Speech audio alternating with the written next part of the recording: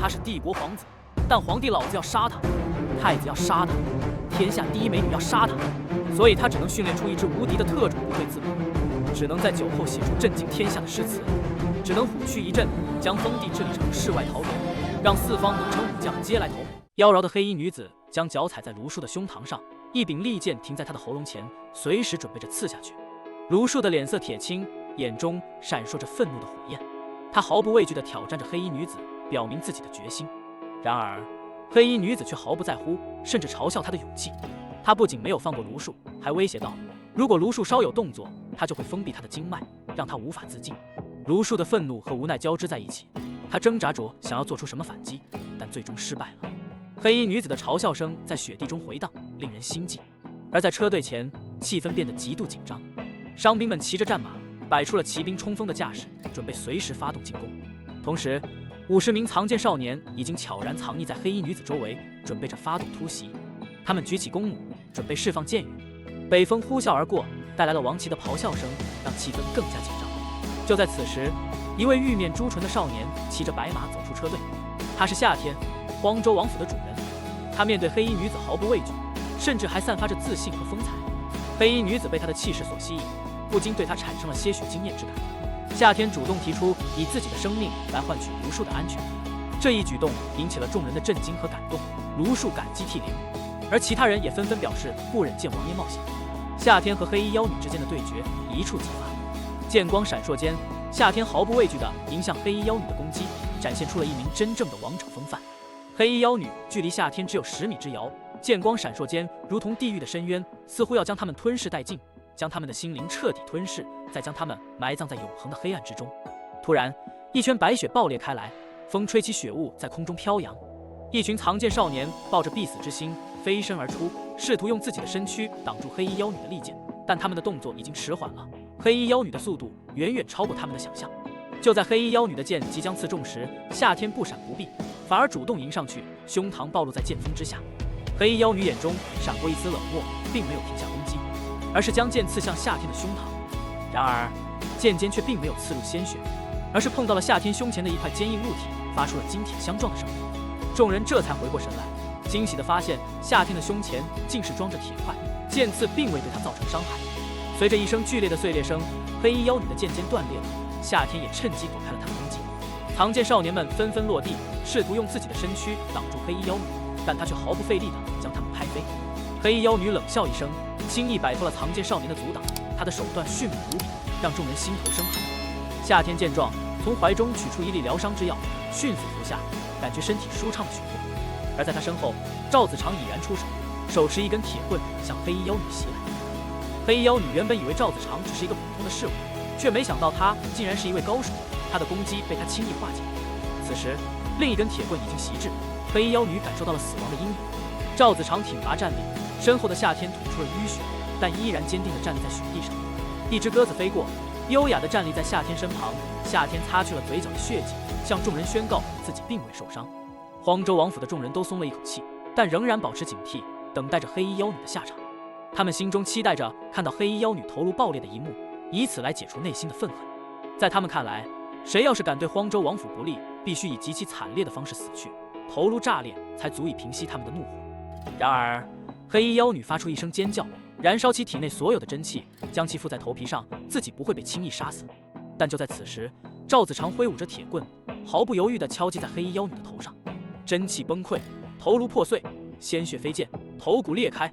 黑衣妖女被砸跪在雪地上，口中流血，眼中充满了仇恨。黑衣妖女艰难地开口，嘴角溢出血迹，表示荒州王想逃脱她的复仇是不可能的。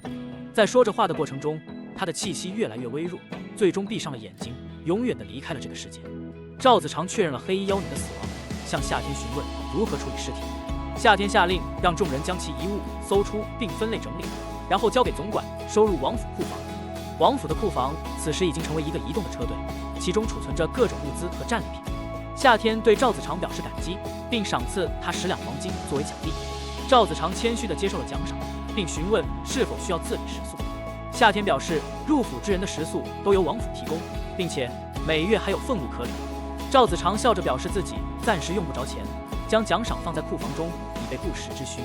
夏天将赵子长的奖赏存放在库房中，并告知他可以随时领取。赵子长感到兴奋，认识到自己已经被王府认可，成为了核心之人。如数跪在夏天面前，认错自己学艺不精。夏天却并不责怪他，并表示府中人人为我，我为人人，团结一心，所向无敌。府中众人纷纷表示效忠，发自肺腑地高呼荒州王府的口号。在帝都的太子府，太子愤怒地砸东西，呼喊着要报仇。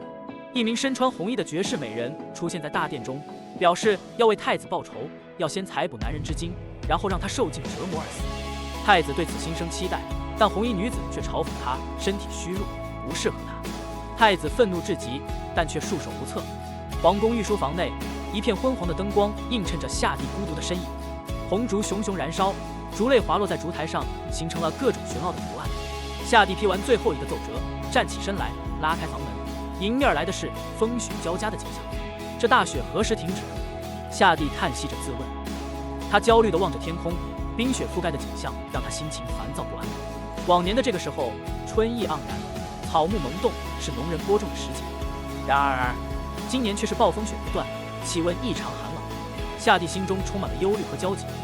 我为何在这龙椅上兢兢业业治理天下，却无法让我的子民温饱？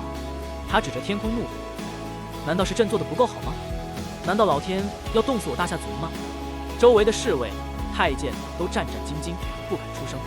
夏帝的怒气逐渐平息，询问钦天监的情况。钦天监报告说，不仅大夏国遭受暴风雪，其他国家也同样受到影响。夏帝决定让他们祭祀天地神灵，祈求暴雪停止。接着，夏帝得知关于纵横学派的消息，他们通常引事做学问，但一旦天下有乱象，便会出来搅局。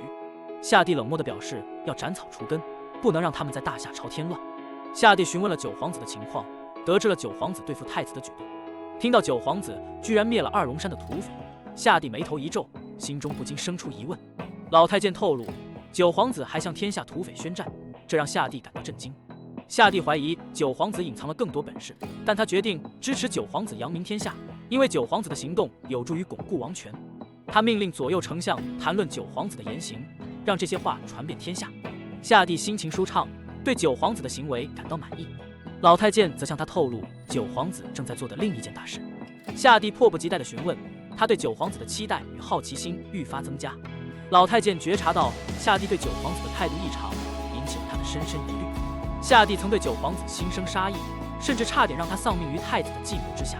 然而，距离九皇子被赶出帝都仅过2天，夏帝对他的敌意却似乎有所减弱，这一点让老太监感到十分不寻常。他痛苦地蹒跚着脚步，向夏帝述说着九皇子剿灭二龙山的事迹。在老太监的描述中，二龙山被描绘成太子在帝都外的据点，以养匪、抢劫、杀人、搜刮财物为生，甚至掌控着东宫死事，成为太子发展的资金来源。九皇子一举剿灭二龙山后，缴获了大量粮食和财宝，其中包括了能够支撑东宫发展的巨额资金。老太监忧心忡忡地告诉夏帝，九皇子似乎没有将这些战利品交给朝廷。夏帝听闻此事，心中升起一丝疑虑和不满。他责备九皇子被眼前的小利益所迷惑，对他的期望感到失望。然而，老太监却指出，九皇子并没有私自占有战利品，而是将其用于救济百姓，并以朝廷的名义行事，树立了夏帝的仁德之名。这样的行为让夏帝对九皇子的印象有所改观，但仍有疑虑。老太监继续解释九皇子的行为，他指出九皇子并非私心所驱使，而是希望以此赢得人心，展现他对夏帝和朝廷的忠诚和尊重。此外，九皇子每到一村都亲自背粮食进村救济百姓，展现了他的谦和和勤劳。夏帝听闻此事，心中对九皇子的疑虑逐渐消散，认为九皇子是为国为民，值得嘉奖。然而，老太监随后提到了高公公和花无剑2个人似乎对九皇子的行动心存不轨，在送一家的过程中暗中谋划。夏帝对此表示强烈不满，命令将这2人拉来对质。太子被带到御书房，被问及此事，他慌乱地否认与此有关。在夏帝的质问下，太子不得不承认自己与此有关，并试图推卸责任。夏帝对太子的背叛感到愤怒，决定严惩不贷，将太子府的俸银罚没1年，并捐赠白银给荒州王府。同时，太子被限制禁足，以此作为惩罚。太子感到绝望和恐惧，心中充满了愤怒和仇恨。他决定要对九皇子进行报复。在深夜的皇宫中，孤山殿内灯火依旧通明。秦贵妃身姿俏丽，绣着一件王袍，脸上洋溢着柔美的笑容。窗外，夏帝静立已久，每当见到秦贵妃这样的笑容，都不由得放松下来。夏帝终于开口，询问起秦贵妃是否在为小九缝制王袍。秦贵妃转身回答，表情冷淡，否认了任何与小九有关的情感或事件。夏帝开始谈论小九在外面的举动，称赞他有勇有谋，希望能够给予封王的奖励。夏帝继续透露他的计划，似乎在暗示对付那些不服他的人，尤其是那个进入秦贵妃寝宫的人。他表示，任何进入过秦贵妃寝宫的男人都会被处置，即使是前秦第一剑圣。秦贵妃心中有些不安，但仍保持沉默，继续绣着王袍。夏帝突然转变了态度，表示要将封王的王袍送给小九，并提到了罚太子的事情。秦贵妃对夏帝的行为感到疑惑，但夏帝只是笑而不语，随即离去。秦贵妃站在窗前，思索着夏帝的行为，心中充满了疑问和不解。她意识到夏帝有着深远的目的，但对于他究竟想要达到什么目的，她一时无法理解。在左相府，司马迁对荒州王的壮志和王道表示赞赏，决定派人前去观察荒州王的行动。他深知荒州王的野心，也意识到荒州王可能是要统一大陆的人选。在东宫中，太子对夏帝的态度转变感到困惑和愤怒，表现出对父皇的不满和焦虑。太子的生活陷入了困境，而他对未来的担忧和不安也在逐渐增加。大夏朝坐落在苍茫大地之上，是一个历史悠久、权谋纷争的帝国。在这个古老的国度里，权力的争夺从未停歇，每一个人都在谋求着自己的利益和野心。左丞相是大夏朝百官之首，权势熏天，掌握着帝国的命脉。曹薇曾是前秦朝的右丞相，心怀雄心壮志，一直向往着左丞相之位。为了达到这个目标，他不惜帮助夏帝篡位，但他没有料到，夏帝在登上龙以后，却选择了司马迁作为左丞相。这个决定让曹薇心生不满和怨恨。曹薇被封为太师，教导太子，并将自己的庶女嫁给太子做侧妃，以安抚他的心。然而，曹薇并不满足于此，他眼中的太子并非真正的皇位继承人，而是一个可以利用的傀儡。于是，在内外两方面，曹薇暗中为太子谋划，为自己谋取更大的权力。然而，事情并不如他所料，废弃的九皇子夏天被多次刺杀，却奇迹般的幸存下来，更是在民间赢得了声望。这让曹薇心中充满了愤怒和挫败感。太子对夏天的执念也越来越深，他要为自己的野心和怨恨而行动。在一次与太子商议后，曹薇意识到事态的严重性，太子已经陷入了疯狂的状态，不再听从他的劝告。他们的行动不仅没有得到夏帝的支持，反而让太子陷入了更加危险的境地。曹薇决定重新评估局势，暂时停止追杀夏天，寻找更稳妥的解决方案。然而，太子却坚持要立即行动，他已经无法控制自己的情绪。太子已经做出了决定，他要立刻消灭夏天，不顾一切后果。在暗中策划之时，曹薇内心充满了愤怒和仇恨。他誓言要将废物皇子夏天彻底消灭，让他的王道永远消失在历史的长河之中。清晨，雪停了，乌云散去，太阳挣脱了黑暗的束缚，露出半边灿烂的脸庞。在大相国寺，李芙蓉，那位被囚禁在二龙山洞铁笼中的美丽女子，如今已经神秘地回到了帝都。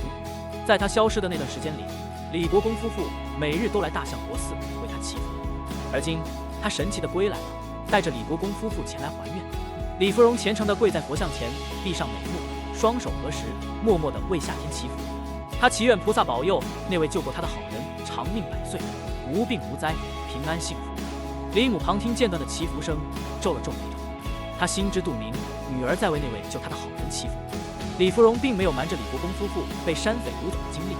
得知太子是匪寨幕后之人后，李国公心急如焚，几乎要提刀挺身而出。幸好李母和李芙蓉劝阻，才化解了这场危机。李芙蓉祈祷结束后，李国公走到母女身边，神色复杂地说道：“二龙山匪寨的消息已经在帝都流传开来，夏天夺取了匪寨，宣战恶匪。”李芙蓉心中一喜，迫切地询问是否有夏天的画像。然而，李国公摇头表示没有。夏天一直深居简出，鲜有露面，但李芙蓉不甘心，他让大和尚拿来笔墨，亲自描绘夏天的图画。不久，一幅与夏天相似的画像出现在纸上。李芙蓉眼中闪过喜悦之色，她终于找到了那位救她于水深火热中的好人。李国公则思虑着未来的打算，他决定支持夏天，以帮助他在朝中立足。李芙蓉对此表示感激，他发誓一定会报答夏天的救命之恩。然而，李国公提醒他，天下没有不透风的墙，最好的办法是让夏天成为太子，保护自己不受现在太子的觊觎。在另一处，叶金莲乘坐马车前往皇宫，准备向夏帝讲述自己的经历。他心中犹豫，夏天的人气在帝都飙升，但同时也有人对太子持怀疑态度。在朝会上，叶金莲面对夏帝和群臣，诚实地讲述了猛虎山的遭遇，但没有提及夏天的救援。然而，他的一句话却让群臣震惊不已：猛虎山上的匪首竟是太子。夏帝和群臣闻言大惊，而曹威则心怀忐忑，意识到太子可能陷入了陷阱之中，如何自证清白成了紧迫的问题。但他却感到束手无策。曹威站在大殿中心，环顾四周，目光如猎鹰般锐利。他深知身处此地的人无不是经验丰富、心思缜密之人。然而，其中的御史们尤为让他头痛。这些言辞利剑般的御史们以找茬为乐，任何犯错之人都难逃其锋芒，就连他这位右丞相也不例外。特别是李健这位御史中的佼佼者，更是让人闻风丧胆。曾经在朝堂上，李健凭借犀利的口才和精湛的武艺，以及对兵法的精通，一举成名，声震朝野。即便是皇帝也对他畏惧3分。而现在，他更是成为荒州王夏天的追随者，一力帮助夏天在朝堂上立足。曹威暗自警惕，绝不能招惹这个口舌如刀的男人。然而，他内心却也清楚，猛虎山一事肯定有人在背后操纵。他决定将矛头指向左丞相司马建，尽管他没有确凿的证据，但心中怀疑之情已经犹如火焰般燃烧。司马建的笑容让曹威感到不安，他知道对方已经察觉到他的意图。然而，这一切在李健出手之前突然发生了变化。李健提出彻查青州总督叶凡之死的建议，得到众御史的响应。曹威心头一沉，他意识到事情已经不妙。皇帝决定任命李健为特使，彻查此案，这无疑是对曹威的警告。在场的气氛紧张而压抑，曹威感到身心俱疲。然而，更让他感到恐惧的是，李健的目光始终如同钢针般锐利，直刺他的内心深处。当李健提出要求接任兵部尚书时，曹威内心一阵咆哮。他知道拒绝将会惹来更大的麻烦，只能无奈地妥协。此时，他深深地感受到了权力的无常和残酷。李健得逞而去，留下曹威独自苦思，自己的处境已经岌岌可危。然而，他也清楚，这一切都只是权谋的一部分。在这个尔虞我诈的朝堂上，生存本就是一场无尽的较量。当他看到李健转身离去时，心中涌起一股强烈的愤怒。面对这个可怕而阴险的对手，他知道自己必须小心应对，才能保全自己的太子命。大殿外，乌云散尽，火红的太阳洒下温暖的光辉。李国公感受到温暖，心中一亮。难道今年的倒春寒终于过去了吗？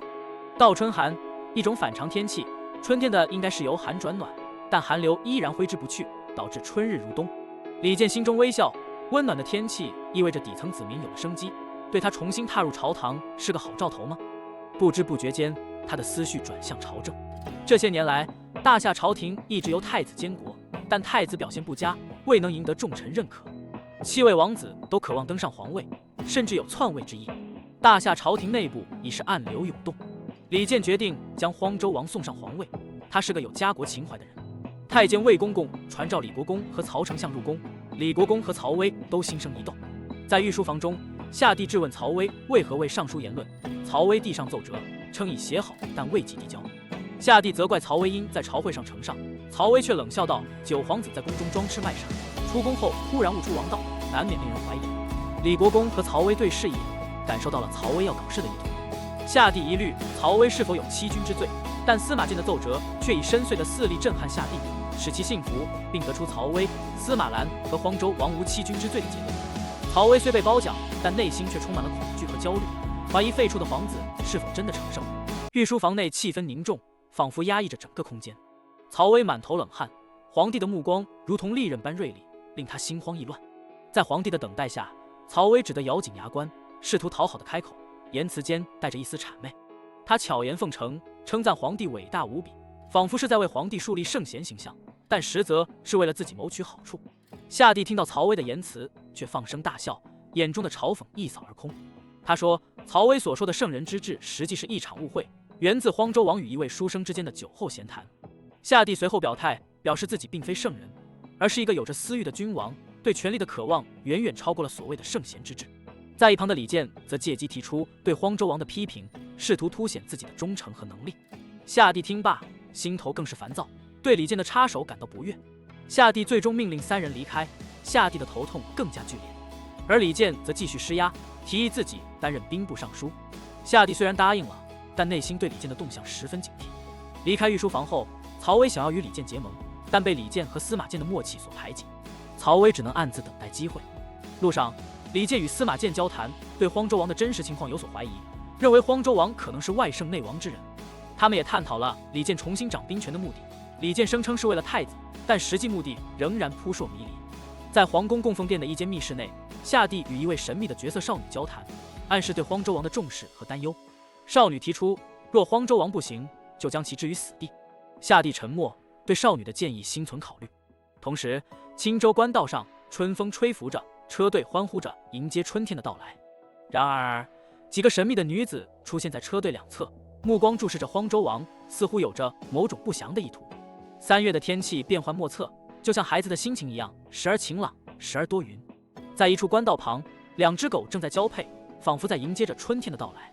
而就在官道上，荒州王的车队则在慢慢行驶着。随着地面上的积雪逐渐消融，雪橇马车开始变得不再适用，于是车队停下来休息，准备午餐，并将雪橇马车改装成轮式马车。夏天注意到了赵子长的发现，又有一批探子跟在车队两侧，而那位蒙面女子依然在驱赶他们。这位女子一直在辛苦地帮助车队驱赶着各方势力的探子，于是他决定再为他做一道拿手菜——刀削面。赵子长表示也想尝尝，夏天欣然同意。然而，当夏天环顾四周，却没有找到那位蒙面女子的身影，估计她又去驱赶其他人了。要说起这位蒙面女子，得从剿灭2龙山匪寨的事情说起。那天晚上，车队在村庄里过夜，夏天亲手为大家包饺子，但被一位白衣蒙面女贼偷了吃。女贼吃完后，和夏天打了一场旗鼓相当的斗法，最后留下了一张纸，详细记录了她为车队做的事情。第二天早餐，夏天特意做了面条，这位女贼又来吃了，又留下了另一张纸。这位女贼离去后，嫣然一笑，留下了一个名号——一枝梅。在官道边的雪地中，4位身穿白衣的女子跪在雪地上，恭迎着一位身穿红衣的绝世美女纵横圣女。他们准备活捉荒州王，但突然间，一位身穿白衣蒙面的女子出现，问起他们的来意，并调侃道：“他们是不是要把夏天捉去洞房？”杀气凛然，纵横圣女的眼中喷薄着怒火。她对一枝梅说：“你说的没错，我就是来捉她回去洞房的。一个外圣内王的男人，你不想要吗？”一枝梅不屑地说：“你身上的妖气太浓，假装不认识你也没用。”纵横圣女一剑刺出：“你是谁？”接着，两人纠缠在一起，剑光闪烁，难分胜负。血液在雪地上慢慢渗出，剑锋碰撞出火花。不久，雪地染上了一片血红。纵横圣女捂着滴血的胸口，仓皇地离开。白衣女，我们之间未了之事，等着瞧，我还会回来的。在午饭时分，一枝梅满身鲜血地出现在夏天面前，狼吞虎咽地吃完刀削面，告诉夏天他与纵横学派的斗争情况，以及自己中了红煞掌的情况，无法护送夏天前行。夏天表示愿意帮助他治伤，尽管自己没有那家真气，但可以用金针风穴控制伤势。一枝梅心生疑虑，但最终同意接受治疗，心中感激之余略带羞涩。治疗结束后，一枝梅告诉夏天有关百家诸子的事情，警告他要小心对待。夏天问及为何百家诸子会找他，一枝梅解释了百家学派对于智慧圣人的渴望，以及各家的不同想法。夏天感慨万分，表示要加紧修炼武道，并开始了对新兵的训练。突然，地面震动，一队黑色骑兵向他们冲来，他们的头领下令杀死所有人，但特别强调要活捉司马兰。面对突如其来的危险，夏天果断下令戒备，并决心加紧自己的修行。帝都的舆论沸腾，全城都在议论着夏天荒州王的名字，他的圣道与王道之治深深影响了帝都的人们。在大夏皇家书院内，孔雀院长怀着激动的心情跪拜在亚圣孺子的石像前，祈求着他是否预言了夏天的出现。然而，他被皇上的口谕召回，禁止他去追寻夏天，而是专心教导学生，将儒家学说发扬光大。同样，位于皇宫占星台的青天监中，太史令李嗣也得到了类似的命令。他心怀激动，但也只能留在青天监中，无法亲自去寻找夏天。帝都的群芳楼，美艳绝伦的花胜男正计划着如何追求夏天。他心怀野心，希望能够超越传说中的亚圣孺子。他甚至想要夺取夏天的智慧与身体。然而，他也被皇上的命令召回，只能无奈地遵从。皇帝通过各种方式阻止了学派中人离开帝都，让人们的目光逐渐从夏天身上移开。同时，他也对曹威做出警告：若是李健安排青州军队谋害小九，我杀他全家。曹威吓得立马要飞鸽传书曹马，让他停手。在青州官道上，曹马正准备对荒州王车队发动袭击。此刻，在曹马率领的千骑之后，还有一支黑甲青州骑兵在疯狂赶路。为首的是一个年约20岁的小将，名叫李飞，是青州骑兵的副统领。他紧追着曹马，心急如焚，因为他接到了父亲李国公的紧急通报，知道草马可能会对荒州王夏天不利，李飞要阻止草马，保护荒州王。他心中焦急，如果无法守住荒州王，他将会受到严厉的军法惩罚，甚至要面对自己义父的威胁。他带领着手下的骑兵奋勇追赶，不想让任何事情发生在荒州王身上。李飞心中对曹家兄弟怨恨很深，特别是对草马，因为他们的计划可能会危及荒州王的生命。与此同时，在一处名为沙湖口的地方，草马率领着他的骑兵已经抵达。这里是一片原始森林，充满了各种凶猛的野兽和危险。草马的目标是荒州王的车队，他心急火燎地要追上并消灭荒州王。荒州王的车队在官道上停下，几辆5马之车被推在一起，封堵了整条道路。草马并不在意这些阻碍，他自信可以轻易地冲破。然而，当他们接近时，突然发现路边的马车车身散架，露出了3架装载着攻城弩的恶器。这些攻城弩装载着强大的箭矢，构成了致命的威胁。草马意识到危险，但已经无法停下。攻城弩发射出9支弩箭，穿透了他的士兵，造成了巨大的伤亡。然而，草马毫不退缩，他率先冲到了马车前，试图摧毁攻城弩和马车。草马的马枪刺向夏天，仿佛命运之箭。但此时，荒州王却冷静地迎战。夏天一声冷哼，站在那里毫不动容。草马则心中大喜，他看着夏天，内心充满了胜利的喜悦。这个荒州王原本被他认为是个好武功的书呆子，竟然如此轻易地被他击败了。至于身边的卢树和高飞，他们虽然是武将，但在草马看来也不过是3流之辈，根本无法阻挡他的步伐。草马心中充满了得意和野心，他认为这一枪是自己练习枪法以来最完美的一击，如同一条潜龙出水般，枪尖刺破空气，发出尖啸声。杀死荒州王将会赢得父亲的赞许，成为家族的骄傲，然后再消灭哥哥曹豹，继承父亲的爵位，成为大夏的右丞相。然而，就在他信心百倍之际，异变突然发生，一根铁棍突然出现，挡住了他的枪尖，枪头被击碎。草马惊愕地看着前方，只见荒州王张嘴说道：“擒贼先擒王。”接着，一位身手矫健的大汉出现，挡下了草马的致命一击。草马感到绝望，这个人速度之快，让他无法抵挡。在电光火石间，他只来得及抬头，便被铁棍击中头顶，脑浆飞溅，生命即刻终结。战场上，赵子长舞动着铁棍，如同一尊战神降临。他的速度快到令人绝望，每一击都是致命的打击。黑甲骑兵在他面前如同纸鸟般脆弱。铁棍落下，鲜血飞溅，死亡的气息笼罩着整个战场。赵子长的战斗力无人能敌，他如同一匹猛虎横行战场，铁棍舞动间，敌人的头颅纷纷爆裂。他化身为战神，铁棍发出的尖啸声仿佛在宣告着死亡的降临。在赵子长的带领下，卢树和高飞也加入了战斗，形成了一支无坚不摧的箭头军阵。他们以赵子长为中心，一路冲锋杀敌，血流成河，将黑甲骑兵一一斩杀。夏天则站在战场边缘，打着战鼓，振奋着士气。他高声呼喊着军队前进的口号，激励着每一个士兵奋勇杀敌。赵子长听到夏天的呼声，更加勇猛无畏，像一头狂暴的猛兽，向敌人发起了冲击。夏天目睹着赵子长的英勇表现，心中充满了对他的赞赏和敬意。他知道赵子长是他未来征服天狼帝国的最强力量，也是他实现复仇的利刃。而在战场另一边，李飞和曹豹率领的骑兵也赶到了现场。他们看到了草马的尸体，心情沉重。李飞心中充满了悲愤和绝望，以为荒州王肯定已经完球了。而曹豹则在祈祷荒州王不要死去，因为他知道如果荒州王死了，他的全家都会被皇帝处死。荒州王府的众人正在战场上紧张地收拾战利品，1000匹战马，1000套黑色轻甲，1000支马枪，1000把腰刀。这些珍贵的战利品足以建立一支强大的骑兵队。在打扫战场的过程中，他们收拾得很细致，将战马、战甲、武器一件不漏地搬入木寨之中。然而，正当他们忙碌的时候，藏剑少年来报告说，有2股黑甲骑兵正在迅速逼近，不知道是友还是敌。为了防止被夹击，夏天下令砍树，建立防御军寨。众人迅速行动起来，将马车赶入军寨，把战马拴好，将尚未剥光的黑甲尸体也搬入其中，以免被人抢夺。他们的动作迅速而有条不紊，完全按照王府的教导行事，出门不捡就为丢。当李飞和曹豹率领的青州骑兵到达时，看到这番景象，心中震惊不已。曹豹看到自己的弟弟曹马的尸体，心中悲痛难抑，怒火燃起。李飞则为夏天的安全感到庆幸，同时准备迎接即将到来的战斗。简易军寨内，夏天和老鬼一同紧张地注视着2路骑兵的举动。老鬼细致地观察着骑兵们的行动，发现了一些不寻常之处。首先，这两支青州骑兵之间似乎毫无交流，甚至在接近军寨时也保持着警惕，显然彼此并不合作。其次，虽然距离已经足够近，但他们并未采取冲锋的姿态，与传统骑兵作战方式不符。与此同时，赵子长和司马兰等人也对骑兵们的行为有所猜测。赵子长认为他们可能被某种力量所束缚，而夏天则借助司马兰的解释，知道了对方2个将领的身份，开始怀疑其中是否有些内情。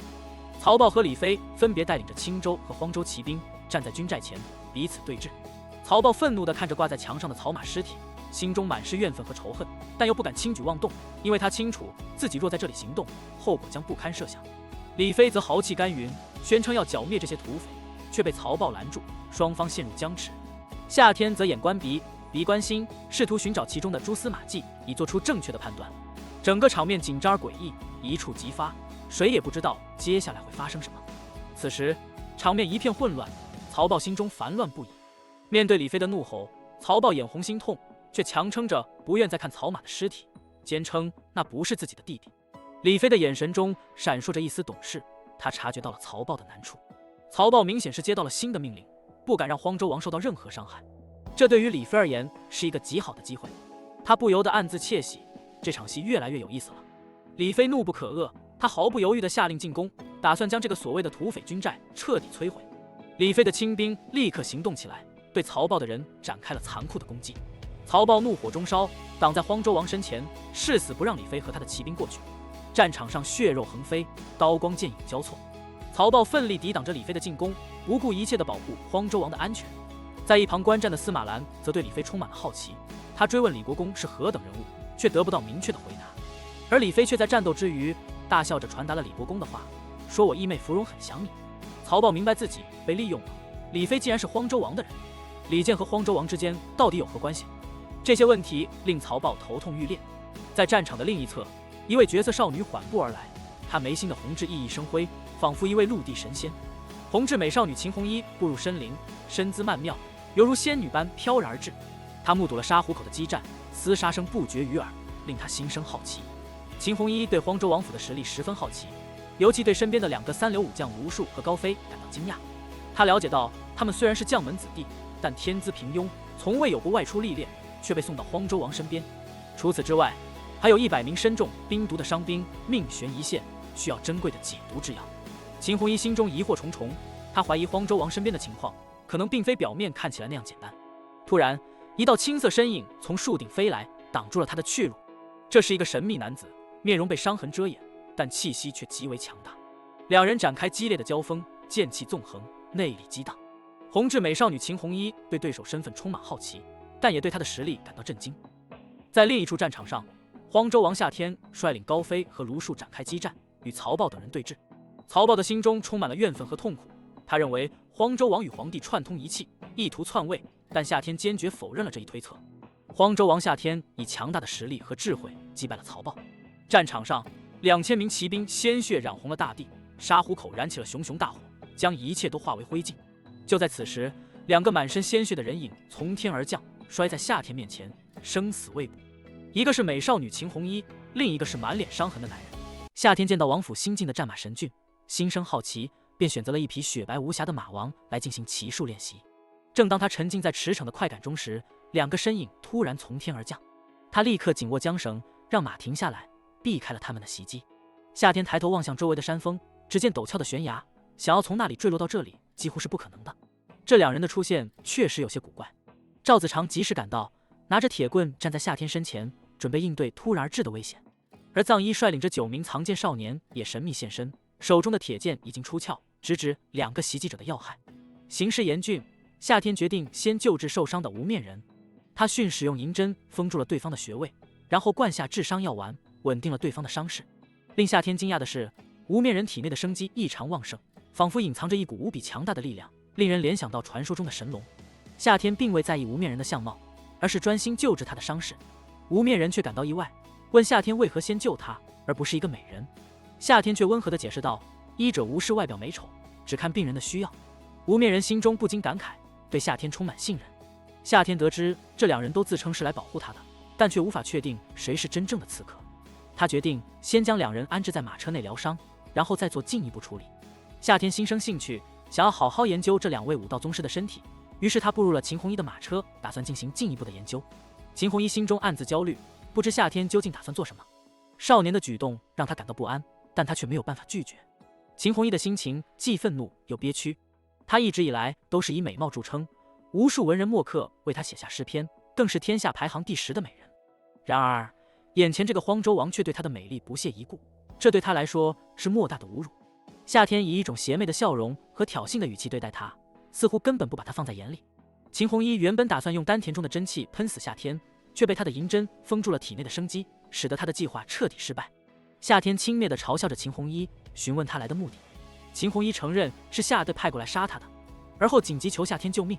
夏天冷漠地回应，称他不会死，因为宗师级高手拥有强大的生命力。秦弘一气愤地指出自己被夏天封住了生机，无法自我造血。夏天则问及成为宗师级高手的途径，表现出了浓厚的兴趣。秦弘一因修炼那家心法走火入魔，面容停留在30岁，甚至逆生长，越发年轻。夏天对此充满好奇，直言秦弘一是个老妖怪，这让秦弘一羞愤至极。他揭露了夏天的秘密，他的经脉天生粗大但堵塞，无法修炼武道。然而夏天并不气馁，他心中有易筋经和洗髓经这样的绝世武学，决心要悄悄修炼，终有一日惊艳天下。秦弘一试图打击夏天，告诉他成为宗师的先决条件是必须修炼宗师级武道心法，而夏天却自信满满，他知道秦弘一就是他的答案。夏天还透露他有许多追随者，即使他不能修炼，他的追随者也可以。两人的对话中，夏天提出了一个交易，如果秦弘一愿意分享他的武道心法，他将告诉他关于一个神秘怪人的事情。夏天编造了一个故事，说这个怪人曾经暴揍他，让他的智慧大增。秦弘一听后眼中露出羡慕之色，他相信这个怪人能提升人的智慧，甚至认为他是圣人。然而秦弘一的身体状况开始恶化，他感到头晕目眩，身体冰冷，血液流失过多。在他即将昏迷之际，夏天命令藏九为秦弘一敷药，并测试他的经脉反应。夏天故意让秦弘一失血过多，以测试他的身体素质，并确保他无法聚集真气反击。藏九小心翼翼地为秦弘一敷药，同时夏天则按照易筋经的心法调整呼吸，准备在适当的时候为秦弘一解封经脉，以便进一步研究宗师级别的身体构造。在一辆颠簸的马车内，藏九小心翼翼地取下了封印秦弘一丹田的银针。随着封印的解除，秦弘一体内残留的一缕真气如脱缰野马，猛地窜出，与藏九刺向涌泉穴的银针抗衡。这股真气仿佛一条愤怒的巨蟒，逐渐将银针挤出体外。藏九咬紧牙关，全力以赴地捏住银针，与秦弘一体内的真气对峙。双方僵持不下，紧张的气氛在马车内弥漫。就在这时，秦弘一体内的真气如同一条蛟龙，在他的经脉中蜿蜒游走，形成了一条清晰的运行图。夏天指示他改变银针的位置，刺向秦弘一头顶的百会穴。百会穴是人体的重要穴位，传说中能够通天彻地。藏九按照指示，小心翼翼地将银针刺入百会穴。秦弘一体内的真气立刻反应，从涌泉穴转移到百会穴，与银针抗衡。藏九感到压力倍增，他的力量与宗师级别的真气相比，显得微不足道。就在藏九力不从心之际，赵子长适时伸出铁棍，将内力传入藏九体内，帮助他抵御秦弘一的真气。借助赵子长的力量，藏九终于将秦弘一体内的真气打散，秦弘一因此再次喷血，显得更加虚弱。藏九询问是否能通过秦弘一的那家心法返老还童。夏天神秘一笑，表示需要等待秦弘一醒来才能找到答案。他还提到自己在练习易筋经呼吸法，希望能够净化经脉，修炼那家真气。夏天突然感应到外界的动静，但他并未在意，而是继续使用一套名为爆裂神针的针法，将银针按照特定阵法插入秦弘一体内的12个大穴，封印他的丹田，确保即使他恢复力量，也无法动用真气。藏九对这套针法兴趣盎然，渴望学习。夏天随后吩咐他清理秦弘一身上的血迹，换上新衣。如果秦弘一醒来，给他喝点肉汤。藏九虽然不情愿，但还是遵从了师傅的命令。与此同时，秦弘一虽然被重重封印，但他的身体仍不时的抽搐，显示出他所承受的剧痛。夏天没有回头，只是耳朵微动，似乎捕捉到了什么声音。在马车的另一边，无面人正痛苦地注视着夏天的一举一动，他的眼神中透露出深深的认同，似乎在夏天身上看到了某种熟悉的影子。夏天开始为他清理伤口，无面人喃喃自语，称夏天与某人极为相似。突然，夏天注意到无面人的生机正在迅速衰败，这与他初见时的旺盛生命力形成了鲜明对比。夏天迅速采取行动，用酒精消毒无面人的伤口，并用金疮药和纱布包扎。尽管这个时代的烈酒杀菌力不强，但总好过无。夏天好奇地问及无面人的真实身份，无面人只是淡淡地称自己为无面人，并透露自己之所以保护夏天，是因为欠了夏天母亲一条命。夏天推测无面人可能来自前秦，无面人的笑声中透露出对夏天的欣慰，他认为夏天终于变得聪明了。无面人坚称大秦未亡，夏天知道不能再提及大秦的事情，于是转移话题，询问无面人是否见过自己装痴傻的样子。无面人坦言，他每3年都会偷偷观察夏天一次，但他没有勇气面对夏天的母亲。夏天发现无面人的身上遍布伤痕，这些伤痕见证了无数次血战和死里逃生。无面人自豪地表示，这些伤痕都是敌人留下的。无面人的敌人就是那些背叛前秦、帮助夏周篡位的人，以及他们背后的势力。无面人誓言要为国破家亡之仇报仇雪恨。无面人透露，他已经战斗了20年，也饮酒了20年，以酒浇愁，以酒驱散噩梦。夏天承诺，等无面人伤愈后，会为他酿造天下最烈的酒。夏天用银针为无面人施针，使他安然入睡，然后前往秦弘一所在的马车。无面人若能修炼秦弘一的功法，必将恢复生机，成为无敌之存在。夏天决心不让无面人就这样死去，他要让这位豪杰枯木逢春。夏天脚尖轻点地面，身形如同离弦之箭，一跃而起，稳稳落在马车之上，掀开车帘，步入车内。车厢内，秦弘一躺在那里，身着一袭黑色衣裙，尽管伤痕累累，却掩盖不住他的曼妙身姿。藏九见状，惊讶地报告：“师傅，他还未醒来。”夏天眼神冰冷，不带一丝感情地命令秦弘一醒来。秦弘一无动于衷，夏天眼中寒光一闪，掏出一根银针，威胁要废掉他的武功。秦弘一终于睁开眼，愤怒地质问夏天。夏天则直截了当地提出交易条件，秦弘一必须交出宗师级武道心法，作为他治疗他的代价。秦弘一试图反抗，但伤势严重，无法动用真气，只能在地上挣扎，痛苦呻吟。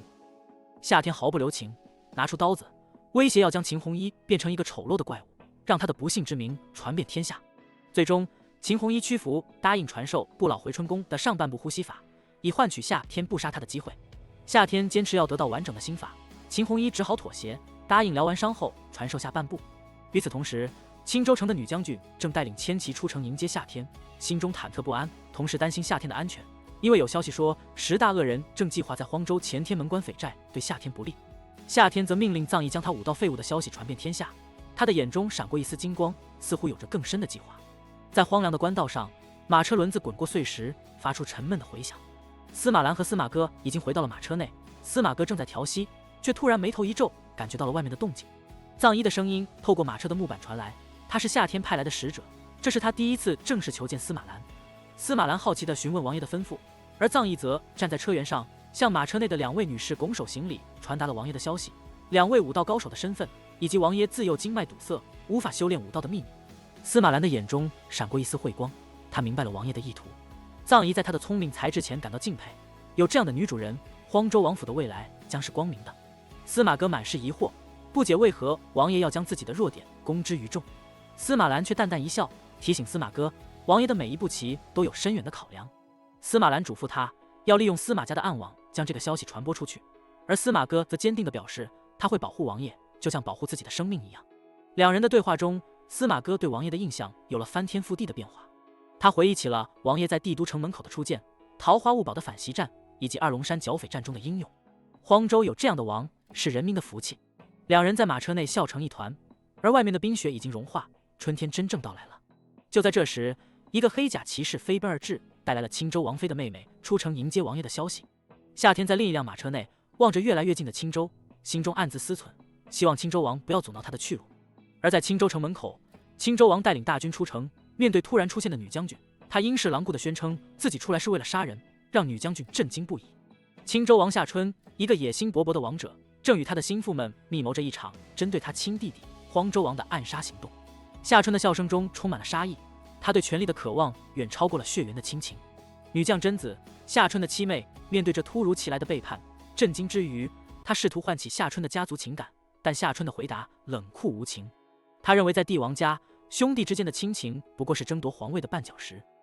此时，一个身穿彩衣、手持羽扇的中年男子王赐福，纵横学派的代表，出声提醒夏春注意言辞。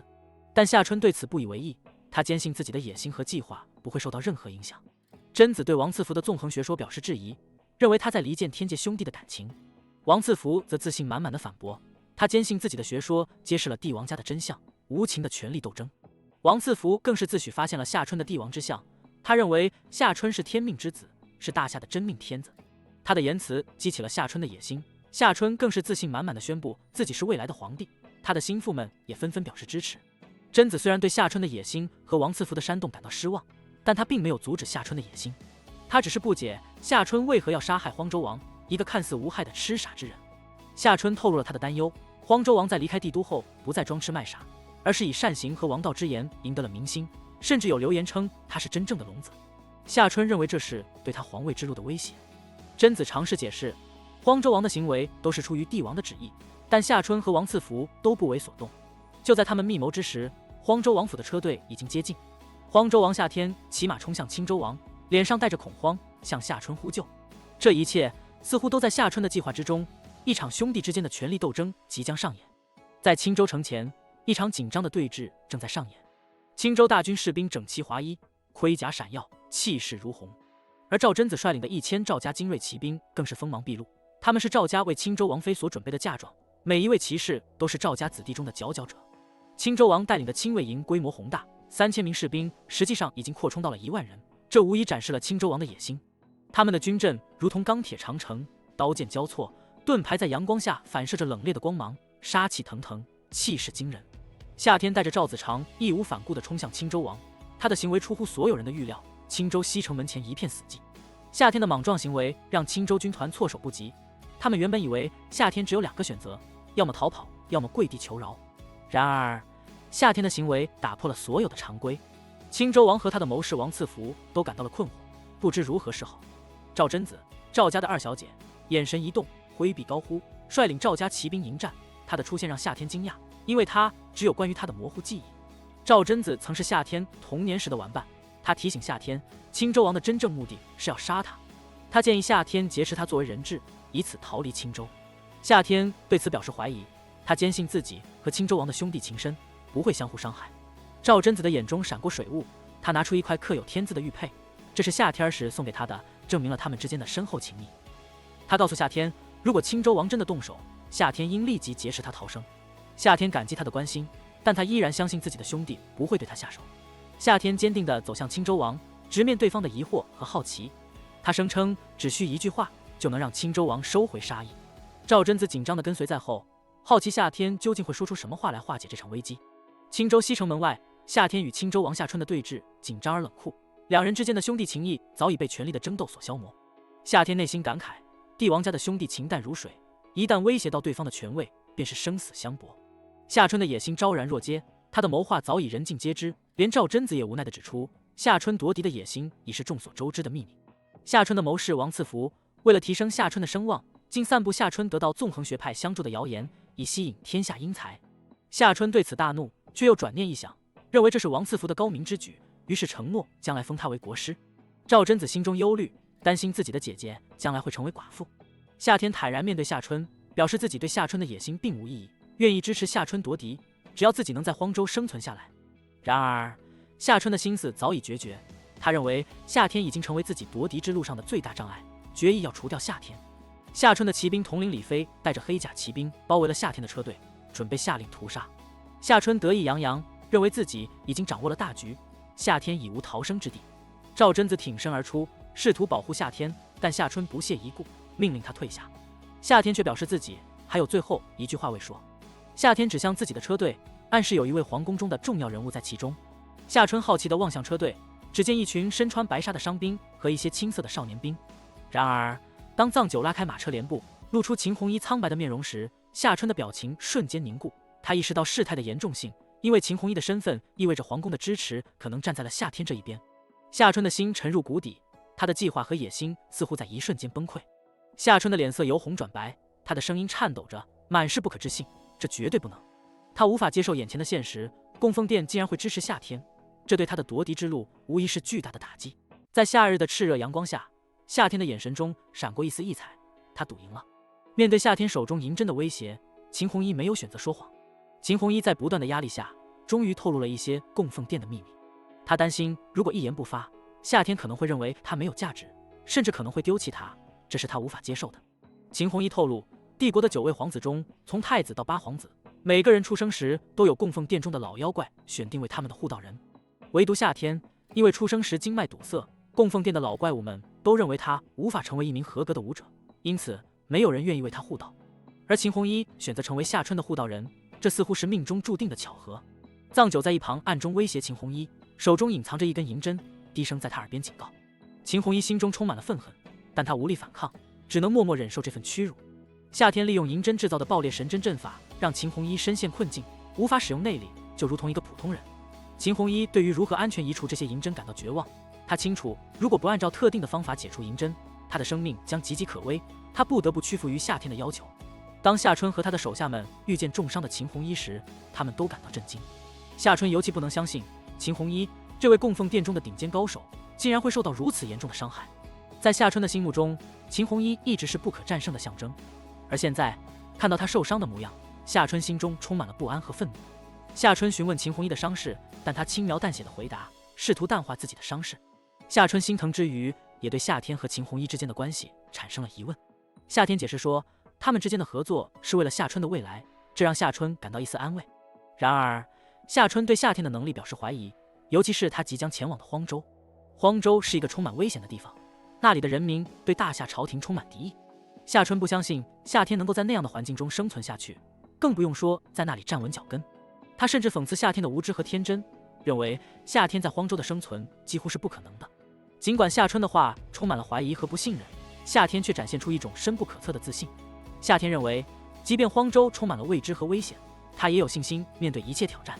夜幕降临，青州和荒州的边界上，一场别离正在上演。赵贞子向夏天递过一张纸条，那一刻，他的眼神中充满了不舍和期待。他轻轻在夏天的掌心勾了勾，似乎在无声地传达着某种信息。随后，他带领着军队离去，留下夏天和他的队伍继续向荒州前进。而在青州城外，一场秘密的行动正在进行。李飞带领着一群战士，悄悄地搬运着某些东西，似乎在为接下来的某个计划做准备。在青州王府的深处，王赐福刚刚接收到了来自圣女的怒斥信件，责骂他未能操纵青州王对荒州王采取行动，直斥其为废物。面对这无情的斥责，王赐福心中愤怒，却也无可奈何。他的计划之所以失败，全因为供奉殿中那位让各大学派都敬畏3分的秦红衣介入了此事。即便是重伤之身，秦红衣的实力仍让人不敢小觑。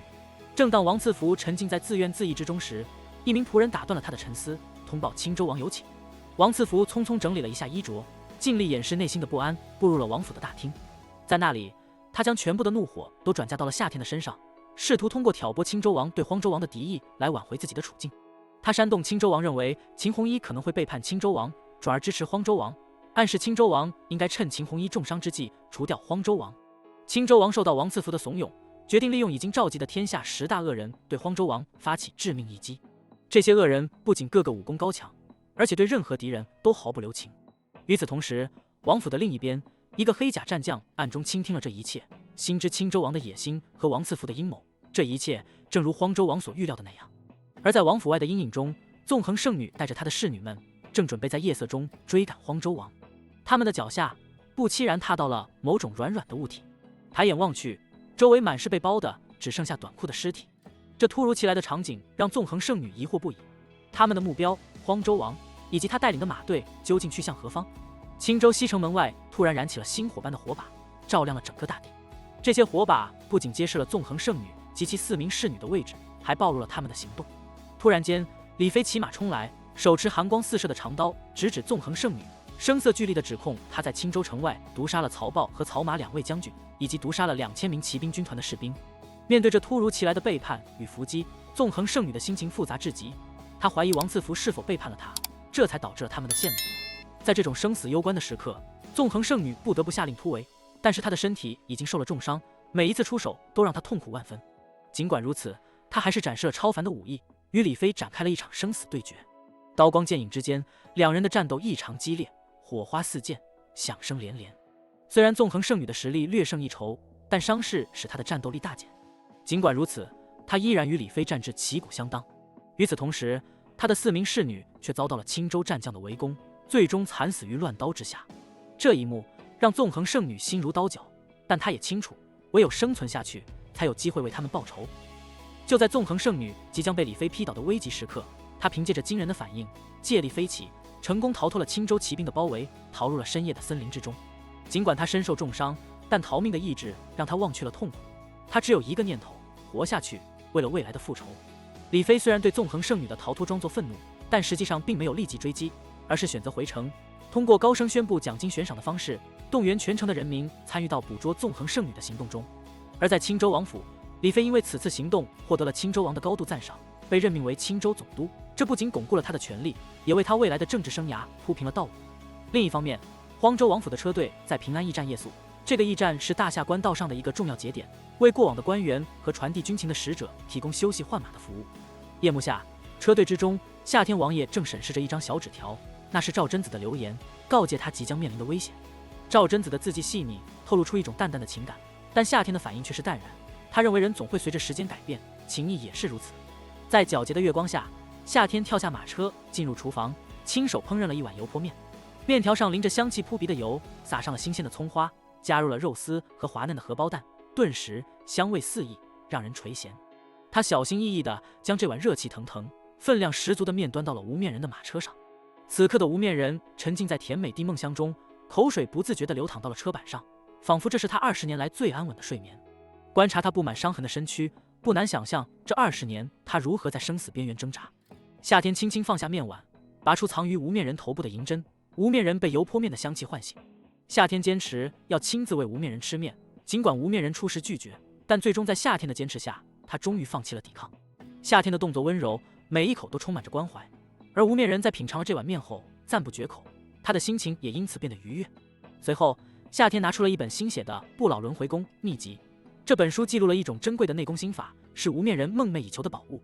无面人在了解到不老轮回功的来历后，展现出了极大的兴趣。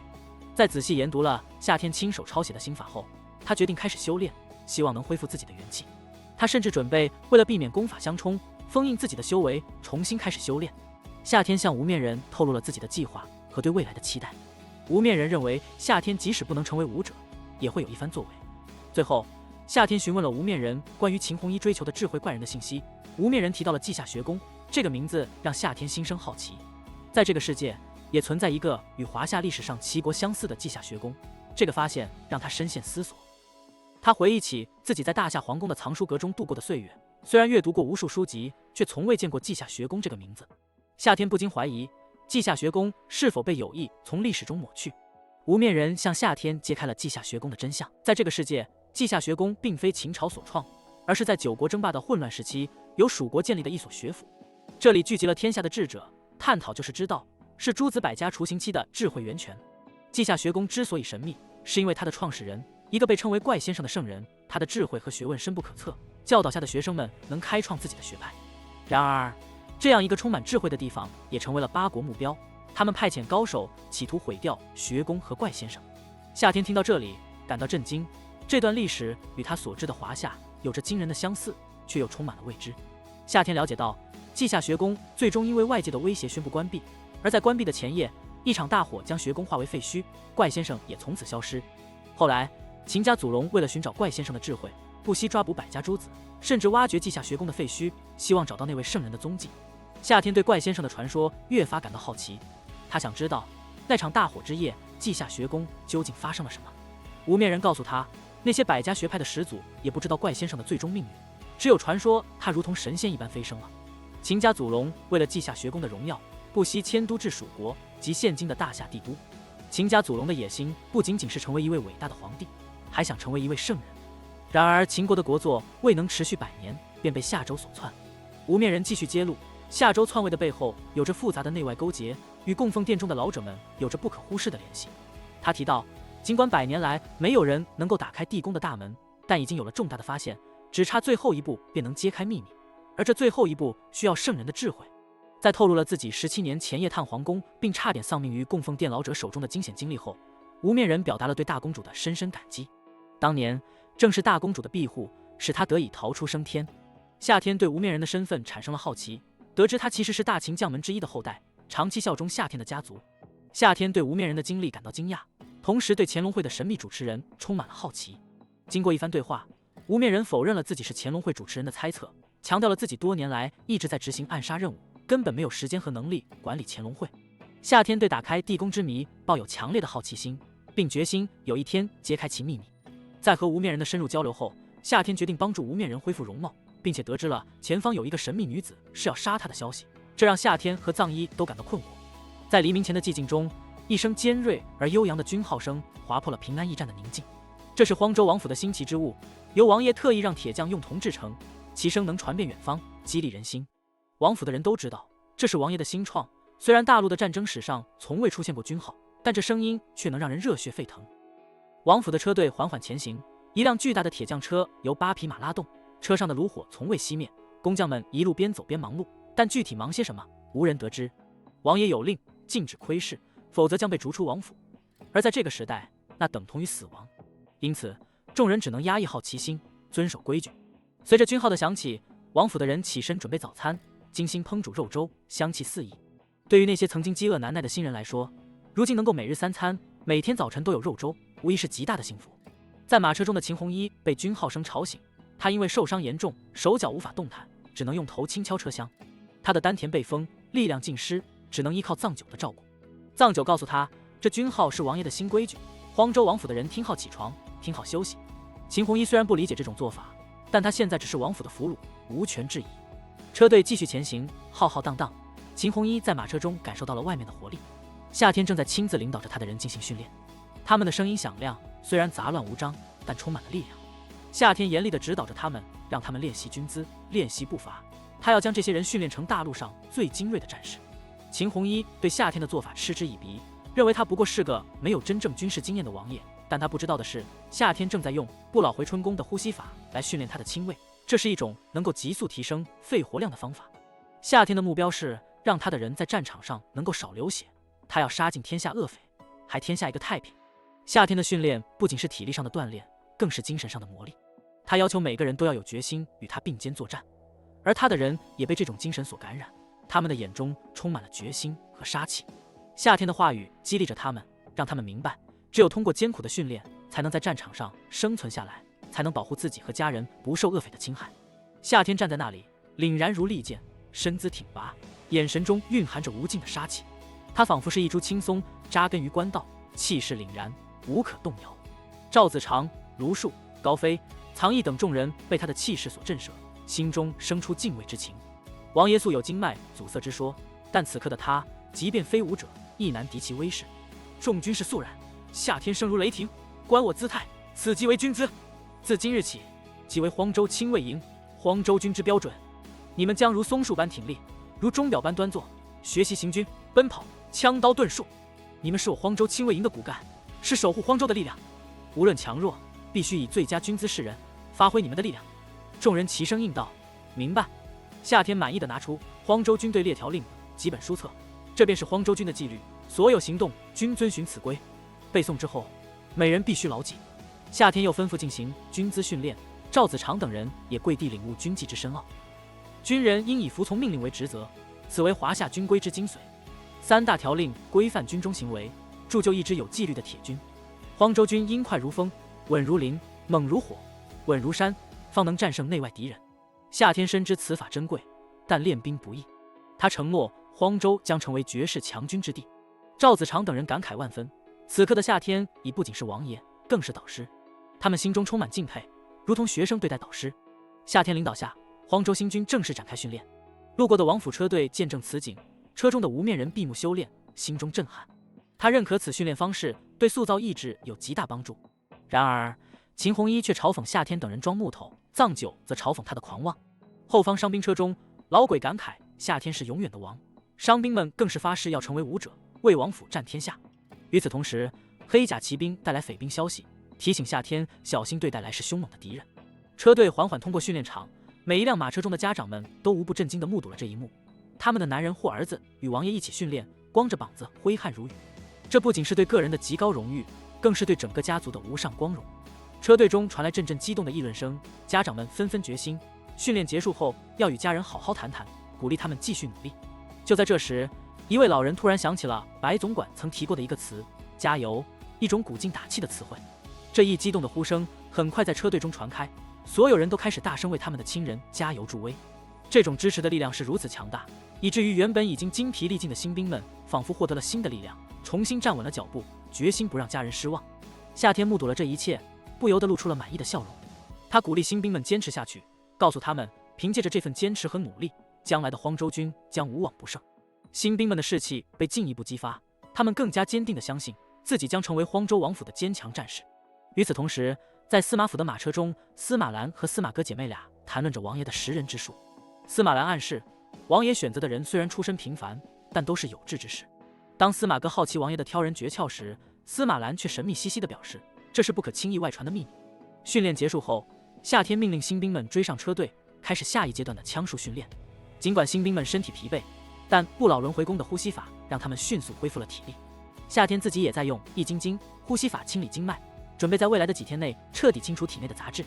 天空渐渐暗沉，映照着100颗木球在夜色中摇摇晃晃，宛如一场即将爆发的战役。这些木球吊挂在100辆马车之后，尽管只有鸡蛋大小，却成了新兵们眼中的挑战。夏天身着普通铠甲，站立于马车之上，他的声音沉稳而有力，回荡在训练场上。他讲述的不仅是枪术的技巧，更是对战士的精神鼓舞。随着他的一声令下，跃下马车，展示了精湛的枪法，直击木球的圆心，显示了他非凡的武艺和对细节的掌握。接着，训练场上爆发出一片杀声，4人一组的新兵们轮流练习，枪尖破空的声音强劲有力。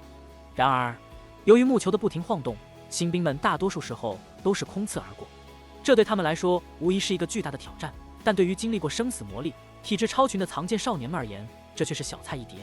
赵子长被夏天任命为总教头，带领着藏剑少年们加入训练，以其卓越的技巧和经验为新兵们示范和指导。秦红衣，一位自认为见多识广的女子，对此训练方法嗤之以鼻，认为这无异于浪费时间。她的嘲讽并未使夏天动摇，她坚信通过特定的呼吸法和枪法训练，即使是新兵也能成为战场上的强者。随着训练的深入，新兵们的进步显著，他们的枪法逐渐熟练，从最初的5枪1中到后来的5枪5中，展现了显著的进步。而伤兵们在不老回春功的辅助下，伤势愈合速度加快。故事的背景转移到天门山，这里聚集了天下最大的匪寨天门寨。寨中一个神秘女子坐镇，她周围是天下10大恶匪，他们是要将荒州王府和夏天变成笑话。匪寨外，3000悍匪整齐排列，形成了一支凶猛的军队，他们的眼神中充满了杀气和决意，等待着一个命令就会向荒州王府的车队发起致命的攻击。在帝都的宫廷深处，春风已经悄悄融化了严冬的遗痕，夜晚的皇宫灯火辉煌，显得分外热闹。御书房内，夏帝在繁忙的国事处理之后，暂时闭目休息，随即睁开锐利的眼睛，询问身旁的老臣魏公公有无关于夏九的最新消息。魏公公急忙展示了一叠详尽的奏折，显然已经预料到了夏帝的关切。夏帝的心情复杂，对于秦红衣的消息格外关心，但魏公公的回答让他的眉头紧锁，不解秦红衣为何未能按时回报情况。夏帝的担忧进一步加深，当他得知秦红衣竟然受伤且被迫加入了夏九的车队时，他的脑海中立刻涌现出各种猜测。夏帝深入阅读奏折，发现了更多令人震惊的消息。曹薇之子在青州惨遭毒杀，背后竟是纵横派的圣女所为。此事与太子饲养的青州骑兵同时被杀联系起来，揭示了一个错综复杂的阴谋。纵横派的内讧以及他们对太子的背叛，都在这一刻被夏帝了解清楚。夏帝对此深感兴趣，更是对纵横派的老不死是否现身产生了疑问。当老太监提出更多的情报时，夏帝急切地了解到，这一切背后可能是纵横派的高手操控。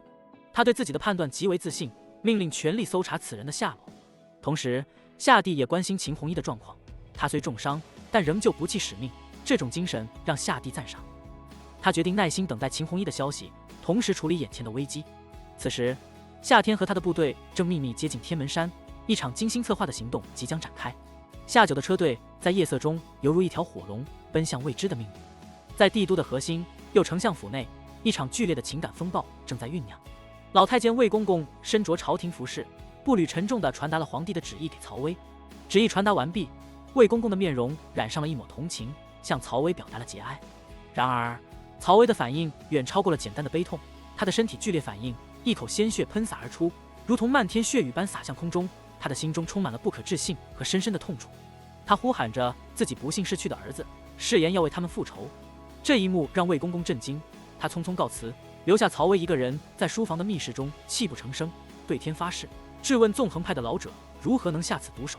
痛苦中，一名神秘的黑衣人出现，承诺立即查明真相。曹薇的眼泪和誓言显露了他深藏的痛苦和复仇的决心。他对死去的儿子们充满了遗憾和不甘，他们未能享尽人间极乐，就离奇离世，留下了美丽的妻妾。与此同时，一场紧张的旅途正在展开。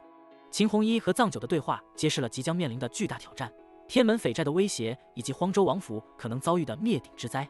秦弘一对天门匪寨的描述显示了其强大和凶残，而藏九的信心则体现了对他们领袖的信任和荒州王府团结的力量。在天门山脉前的碎石开阔地，荒州王府与天门匪寨的对峙即将爆发。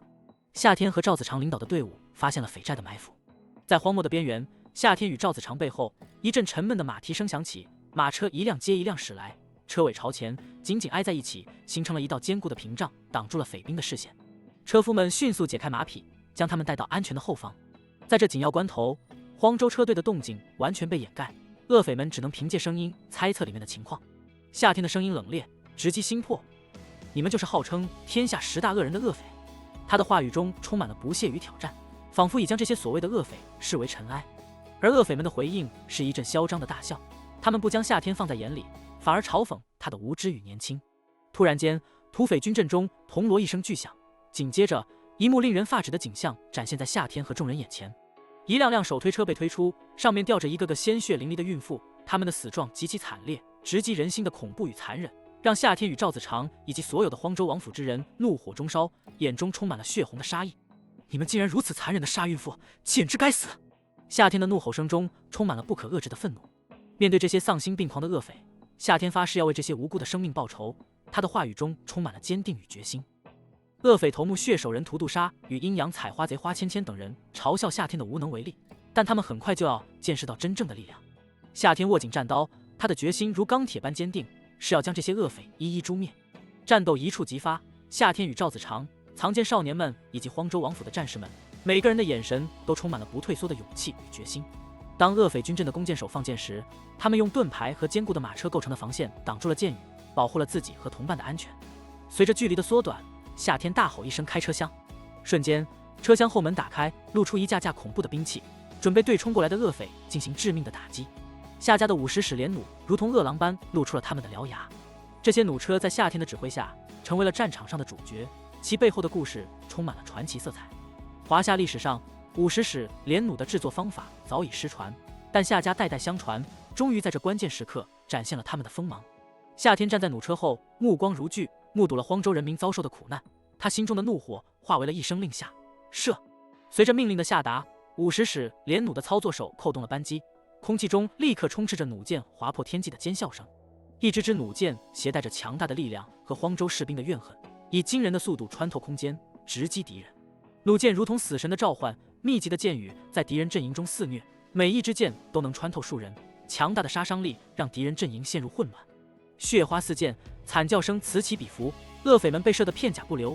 一时间，荒州战场上血流成河，尸横遍野。敌方的10大恶人见状，心中惊恐万分。他们从未见过如此强大的武器，面对50矢连弩的狂暴攻击，即便是他们这些武功高强的恶人，也感到了前所未有的压力。然而，当50矢连弩的箭雨暂停时，他们抓住了这唯一的机会，试图组织反攻。但他们未曾想到，这只是夏家军队的第一波攻势。夏天冷眼旁观，随即下达了第2道命令。这时，赵子龙和无面人2位荒州王府的绝世高手分别挡住了10大恶人的去路。他们的出现如同晨曦中的利剑，锋利无比。紧接着，夏家军队的主力部队包括重甲骑兵、盾牌兵、长枪兵和弓箭兵，以及两侧的轻骑，整齐划一地展开了阵型，如同一道坚不可摧的钢铁长城，护卫着荒州的土地和人民。在夏家军队的严密防守下，敌人的反攻如同海浪拍打在岩石上，瞬间瓦解。10大恶人和他们的手下在这场激战中终于意识到了自己的绝望。而在远处观战的秦弘一见证了这一切的他，不愿相信自己的眼睛。他的心中充满了不可思议和恐惧，他无法理解，这支在他眼中原本弱不禁风的荒州王府军队怎么会突然变得如此强大。尤其是那些令他震惊的50矢连弩，以及荒州王府中那些仿佛从死亡边缘归来的勇士们，他们的存在彻底颠覆了他对这场战争的所有预判。战场上10大恶匪与赵子长、无面人的对峙让人血脉喷张。这些恶匪杀人无数，经验丰富，自视为一流高手中的无敌者，但此刻他们面对的是同样实力惊人的对手。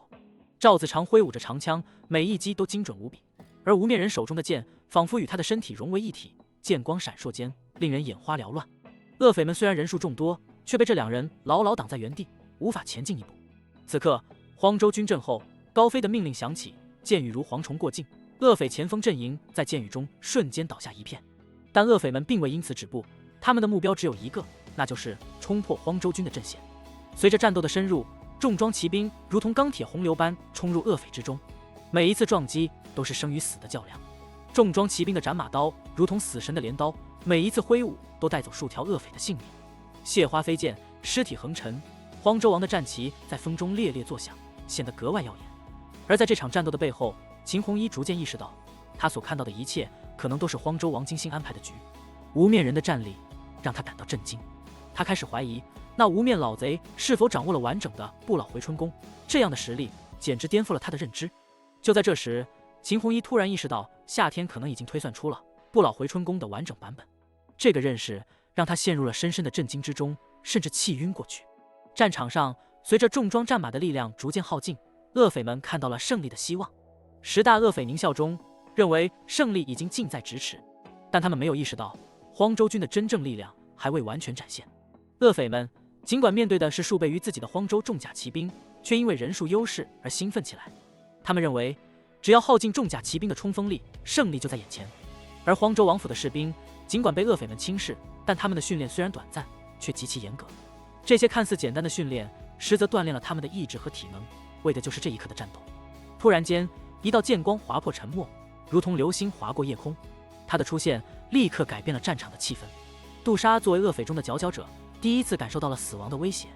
这位神秘剑客的剑法简单而直接，却在简单中蕴含了深不可测的剑道真理。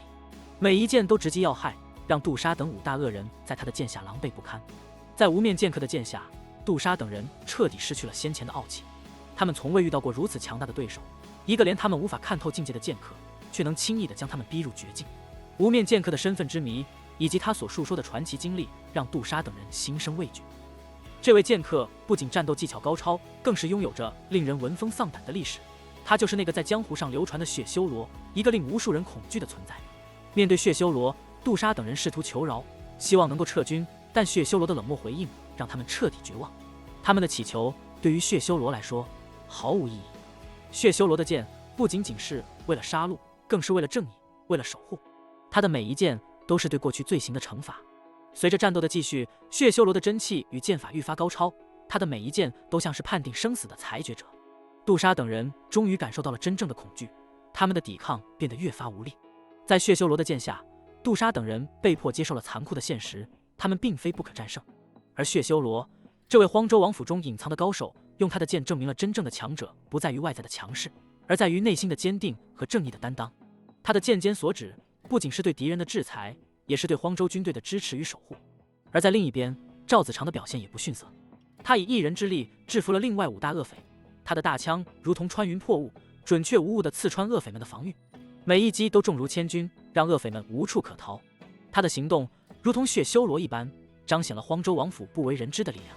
此时，荒州王府的军队已经整装待发，他们的目光坚定，步伐一致，展现出了不同于训练时的气势。荒州的刀盾兵、枪兵、弓箭手组成的阵型，像一头觉醒的猛兽，随时准备冲锋。就在这时，恶匪中的三流武者腾空而起，以一种几乎完美的姿势和力量全开的态度，挥舞着他的大斧，意图一举破开荒州军的阵线。他的动作仿佛在这一刻凝固了所有目光，他以为这一击能够决定战斗的走向，但荒州新兵的反应却出乎他的预料。一根长枪如同巨蟒出动，准确无误地刺穿他的喉咙，将他的野心和生命一同封印。荒州新兵们虽然面色有些苍白，但他们的眼神逐渐变得坚定。